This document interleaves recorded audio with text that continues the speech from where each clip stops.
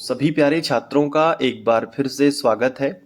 और आगे बढ़ते हुए अब हम करेंगे प्रश्नावली 4.1 का प्रश्न क्रमांक 1 का 7वां और 8वां सवाल।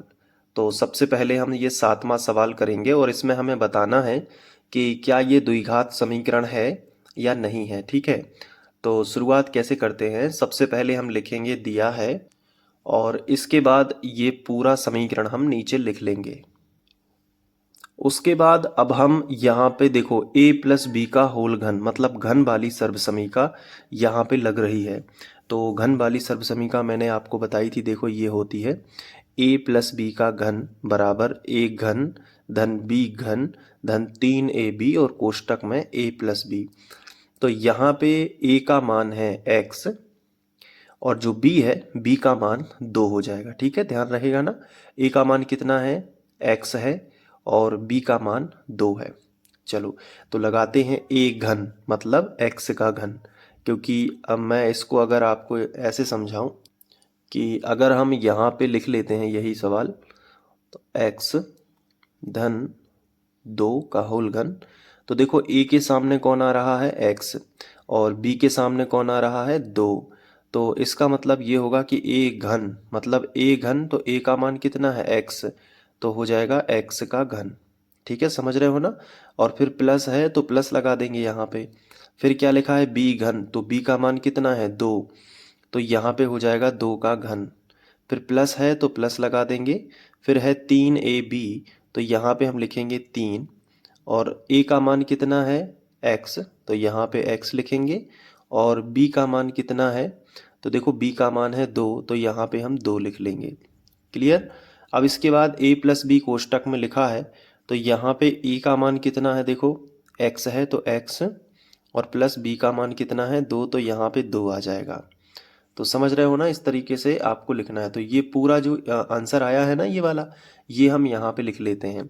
और ये आपको सर्वसमीका अच्छे से याद कर लेनी है ताकि घन वाला अगर सवाल आए तो वो भी अच्छे से बन जाए। तो ये घन वाली सर्वसमीका लिख के इसको अच्छे से याद करना है। ये चीज़ हम यहाँ पे लिख सकते हैं। तो x घन धन 2 के ऊपर 3 की घात, पहले तो यही लिखना पड़ेगा।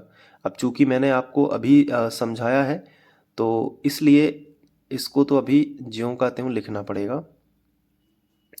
ये 2 फिर कोष्टक में x प्लस 2, ये देखिए ये लिख लिया। तो इसका आंसर ये हो गया। अब बराबर लगा था तो बराबर, फिर 2x लिखा है तो 2x लिख दिया। फिर कोष्टक में x वर्ग माइनस 1 है तो कोष्टक में लिख दिया x वर्ग माइनस 1। ठीक है, अब आगे सॉल्व करेंगे। तो देखो सभी के कोष्टक हटाएंगे तो गुणा करेंगे, तो इसको तो हम ज्यों का त्यों लिख लेते हैं। फिर प्लस 2 के ऊपर 3 की घात, 2 के ऊपर 3 की घात का मतलब होता है कि 2 को गुणा में 3 बार लिखना, मतलब 2 गुणित 2 गुणित 2, तो 2 दूनी 4 और 4 दूनी 8, तो यहाँ पे हो जाएगा 8। फिर प्लस है तो प्लस लगा दीजिए।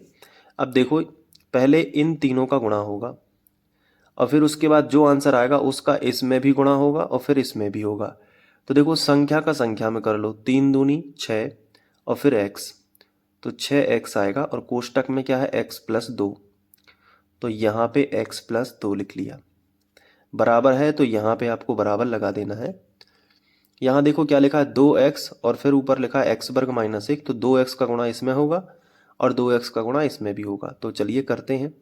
संख्या का संख्या में होगा, यहाँ पे तो संख्या है लेकिन यहाँ पे संख्या नहीं है, तो ये 2 ज्यों का त्यों। अब x का x में होगा तो x वर्ग है, यहाँ पे 1 की घात है तो गुणा में घातें जुड़ती हैं, तो 2 की घात और 1 की घात, 3 की घात आपकी यहाँ पे आ जाएगी। माइनस लगा है तो यहाँ पे माइनस लगेगा और 2x का गुणा 1 में भी कर देंगे तो 2x एकम 2x हो जाएगा। अब इन दोनों पदों का इस तरफ पक्षांतर कर लेंगे और इसका गुणा भी कर लेंगे। तो देखो x घन पहले गुणा कर लेते हैं, x घन धन 8। अब 6x का इसमें भी होगा x में और 6x का इस 2 में भी होगा, तो पहले 6x का x में कर लेते हैं, तो x का x वर्ग हो जाएगा और संख्या का संख्या में करते हैं। तो यहाँ 6 संख्या है, यहाँ कोई भी संख्या नहीं है, तो 6 एकम 1 माना जाता है, तो 6 एकम 6 और x का x में करोगे तो x वर्ग हो जाएगा। फिर प्लस है तो प्लस लगा देंगे और 6 दूनी 12 संख्या का संख्या में और x ज्यों का त्यों हो जाएगा। इसी तरीके से ये फिर से हमें ज्यों का त्यों लिखना पड़ा 2x घन माइनस 2x, क्योंकि हमने यहाँ पे गुणा किया है। अब ये जो दोनों पद हैं इन दोनों का पक्षांतर कर लेंगे तो x घन और प्लस में आ जाएगा 8 और प्लस में आ जाएगा 6x वर्ग और प्लस में आ जाएगा 12x।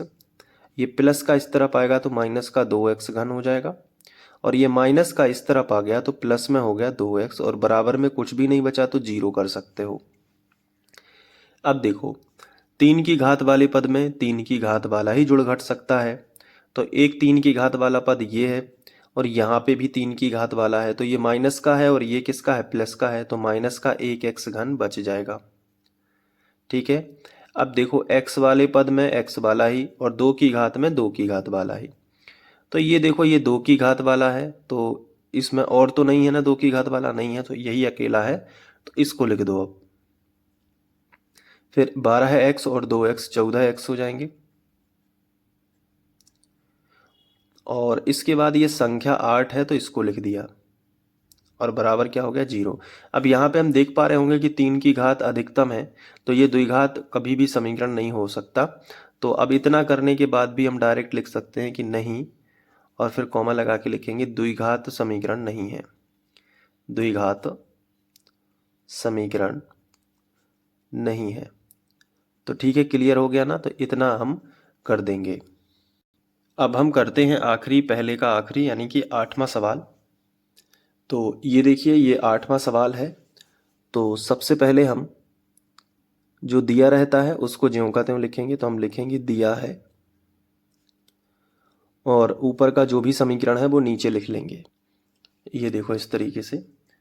अब इसके बाद ये तो वैसे भी लिखा है लेकिन इसकी सर्वसमीका हम लगा देंगे, तो हम इसको अभी ज्यों का त्यों लिख लेंगे x घन माइनस 4x वर्ग माइनस x और प्लस 1 और बराबर के नीचे बराबर लगा दिया। अब देखो a माइनस बी का घन, तो a माइनस बी का घन सर्वसमीका क्या होगी, तो प्लस वाले से ही बना सकते हो। कैसे, देखो ये प्लस वाली सर्वसमीका है तो इसमें a का मान तो x हो गया और b का मान अब लेना पड़ेगा -2, तब बीच में प्लस माना जाएगा। अगर हम बीच में प्लस ले लेते हैं तो b का मान -2 मानना पड़ेगा। तो चलो a घन है तो a का मान कितना है, x है, या फिर मैं आपको माइनस वाली सर्वसमीका ही बता देता हूँ। ये देखिए ये माइनस वाली सर्वसमीका रहेगी a माइनस बी का घन बराबर a घन माइनस बी घन माइनस 3ab और a माइनस बी, और ये रहती है जो ये वाली रहती है ये प्लस वाली सर्वसमीका है।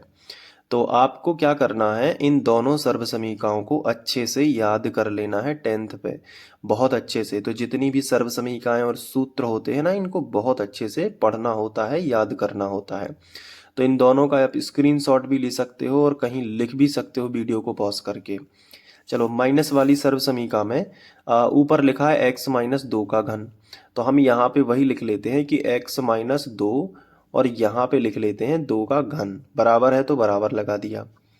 अब यहाँ देखो कि जो a का मान है वो कितना है, x है, और जो b का मान है वो कितना है, 2 है, क्योंकि माइनस है तो माइनस भी तो है ना, तो b का मान कितना हो जाएगा, 2 हो जाएगा, और घन है तो घन है, तो a घन है तो a का मान कितना है, x, तो x घन हो जाएगा। फिर माइनस है तो यहाँ पे माइनस लगा दिया और b का मान कितना है, 2 है, तो 2 का भी क्या हो जाएगा, घन हो जाएगा। और माइनस है तो 3 है तो 3, a का मान कितना है, x है, तो यहाँ पे x रख दिया, और b का मान कितना है, 2 है, तो यहाँ पे 2 रख दिया। फिर कोष्टक में क्या है, a माइनस बी, तो a माइनस बी मतलब x माइनस 2, ये देखो। तो ये जो चीज़ आ रही है ना ये हम यहाँ पे लिख सकते हैं, जो खाली जगह है ना इसके नीचे यहाँ पे लिख सकते हैं, क्या है ये पूरा। तो मैं यहाँ पे लिख देता हूँ देख के, ये देखो ये लिख लिया ना। अब इसके बाद अब इसमें कोष्टक हटा देंगे, गुणा करेंगे, तो x घन हमने फिर से वापस लिखा, इन सभी को फिर से लिख लिया, इसको भी लिख लिया, माइनस x को प्लस 1 को। यहाँ पे अपन गुणा कर सकते हैं, तो देखो x घन लिख लिया, फिर -2 का घन क्या होता है, 8 होता है, फिर देखो यहाँ पे इन तीन पदों का पहले गुणा होगा, तो संख्या का संख्या में गुणा करोगे तो 3 दूनी 6 हो जाएगा, और 6 का x में करोगे तो -6x हो जाएगा। फिर कोष्टक में जो बचा है वो लिखेंगे, यानी x - 2 बचा है वो लिखेंगे। अब 6x का गुणा इसमें भी होगा x में, और 6x का गुणा इस 2 में भी होगा। तो पहले इसको हम ज्यों का त्यों लिख लेते हैं, यानी कि x घन माइनस का 4x वर्ग और माइनस का x और प्लस का 1 हमने लिखा, फिर बराबर के नीचे बराबर लिखा, फिर हमने x घन लिखा और माइनस का 8 लिखा। अब देखो 6x का गुणा x में करेंगे तो -6x² आ जाएगा, क्योंकि देखो संख्या का संख्या में करोगे तो संख्या ही आएगी।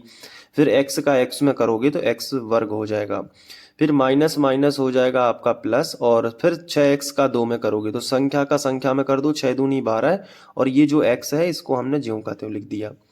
अब दोनों जगह से x घन कैंसिल हो जाएगा, तो अब जो वर्ग वाले हैं यानी ये 3 पद हैं, इन तीनों का इस तरह पक्षांतर कर लेते हैं। तो ये तो पहले से ही लिखे थे, तो इनको तो अभी हम ज्यों का त्यों लिख देंगे, यानी कि -4x वर्ग माइनस x और प्लस का 1 हमने इसको तो ज्यों का त्यों लिख लिया। अब ये जो माइनस का 8 है इस तरफ आ गया तो प्लस का 8 हो गया, और ये जो माइनस का है इस तरफ आ गया तो ये भी प्लस का हो गया 6x वर्ग, और ये प्लस का है तो ये माइनस का हो गया माइनस का 12x, तो बराबर में क्या बचेगा, 0 बचेगा। अब यहाँ पे देखो कि 2 की घात वाला जो पद है, यानी x के ऊपर 2 की घात वाला जो पद है, इसमें 2 की घात वाला पद ही जुड़ घट सकता है। तो अगर है तो जोड़ दो, तो 6 प्लस का है ये, और ये माइनस का 4 है तो प्लस का 2 बच जाएगा, तो 2x वर्ग बचा। अब देखो x वाला पद ये है और x वाला पद ये है, तो दोनों ही माइनस के हैं, ये माइनस का x है और ये माइनस का 12 है, तो 12 और 1 कितने हो जाएंगे, 13x हो जाएंगे। अब देखो संख्या 8 और 1 कितनी हो गई, 9 हो गई, तो इस तरीके से हमने 9 लिख दिया, तो 2x वर्ग माइनस 13x प्लस 9 बराबर 0। तो यहाँ पे देखो द्विघात समीकरण है, क्योंकि 2 की घात है तो हम लिखेंगे कि हाँ, और फिर हम लिखेंगे कि द्विघात समीकरण है, तो यहाँ पे हम लिख देंगे द्विघात समीकरण है। बोलो समझ आया ना। तो अब दोनों सवालों को अच्छे से लिख लो, तो मैं एक एक करके आपको दिखा देता हूँ।